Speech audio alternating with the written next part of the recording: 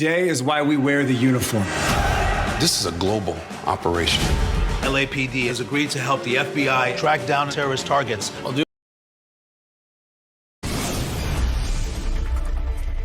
We interrupt regular programming. A breaking news alert this afternoon after an indictment was handed down for former Precinct 2 Constable Michelle Vela. Our KSAT defenders have been following a trail of turmoil since she was elected to lead the Precinct 2 office back in 2016.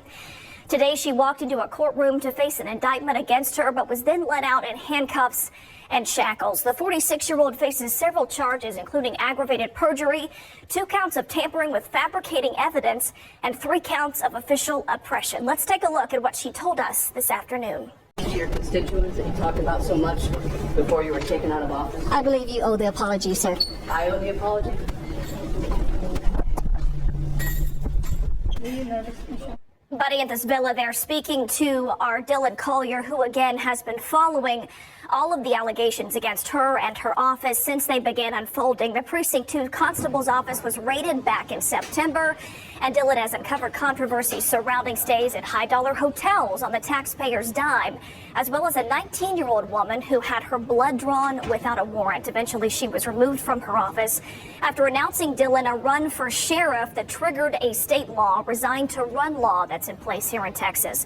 So today, Dylan, you were asked if Vela had anything to say. You asked her, rather, if she had anything to say following that trip to the courtroom. That's right, Myra, and as you saw, she told me that I was the one who owed the apology to her constituents. Comment was made to me just moments before she was walked in and officially booked on several felony and misdemeanor charges, as you mentioned, aggravated perjury, tampering with evidence, and 3 counts of official oppression. The official oppression counts are the misdemeanors. We have outlined in great detail over the last 2.5 years some of the incidents that have taken place while she was in office with Precinct 2. You mentioned the warrantless blood draw.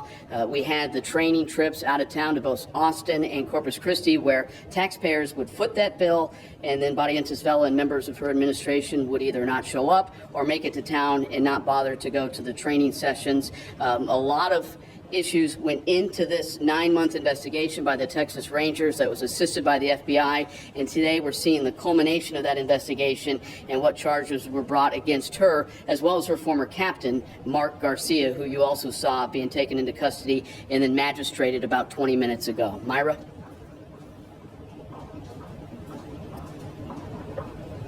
So, Dylan, we know that she is actually campaigning as we speak to run for Bexar County Sheriff. You've detailed some of the campaign dollars that have come in to her fundraising efforts over the last couple of weeks based on some new documents that were released. So did she have anything to say today about her campaign in regard to her being let out in handcuffs?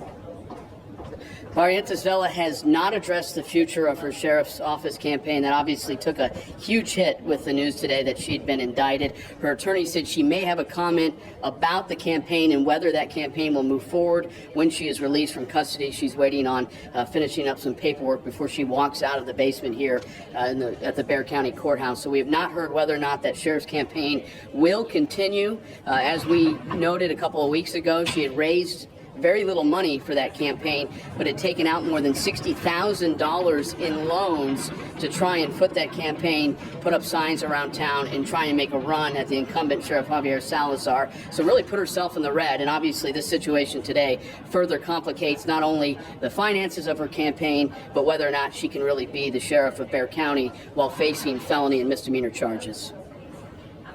All right, so the future uncertain for her, and a lot more to unfold as you're there awaiting the next steps. Thank you, Dylan. So again, just to recap, the former Precinct 2 Bexar County Constable arrested today after being indicted for multiple felony charges. This is something that Dylan, as part of our KSAT 12 Defenders, has been covering, allegations against her office and her former administration.